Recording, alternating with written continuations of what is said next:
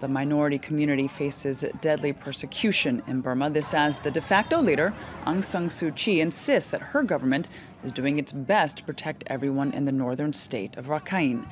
But Rohingya who have fled describe large-scale violence perpetrated by government troops and Buddhist mobs.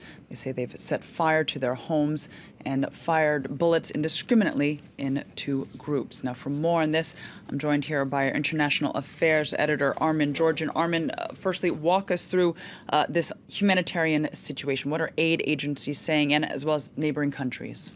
Well, this figure's just come through from the UN Refugee Agency. So 270,000 people fleeing from Burma into Bangladesh in the last 2 weeks. That's actually significantly up on the previous estimate, which was 164,000 in the last 2 weeks. So that's obviously a huge increase on what was originally said.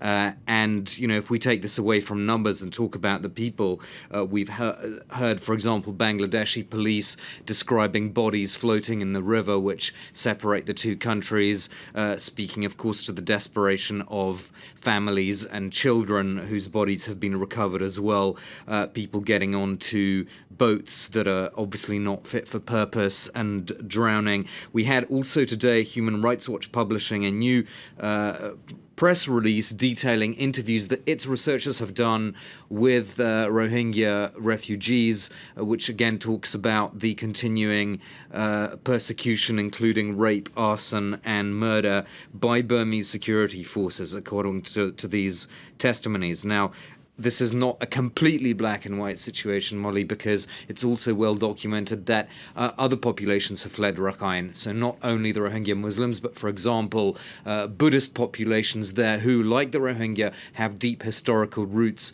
in that region. But, of course, if we look at the sheer figures, then we have to say that the Rohingya are the main targets. Well, then, Armen, it certainly is a complicated situation that's ongoing here. In Bangladesh, for the moment, the main player, as we said, then roughly 250,000 people going into the neighboring country. Now, they've demanded some immediate measures to curb the violence, but does it have any leverage on Burma?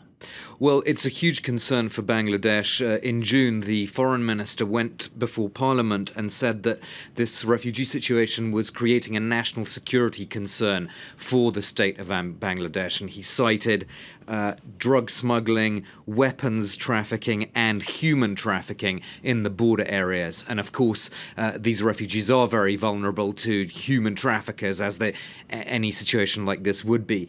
So it's a huge concern. And today I want to show you an editorial that was published this Friday in the Dhaka Tribune. Bangladesh needs to get tough with Myanmar, or Burma as we say on this channel.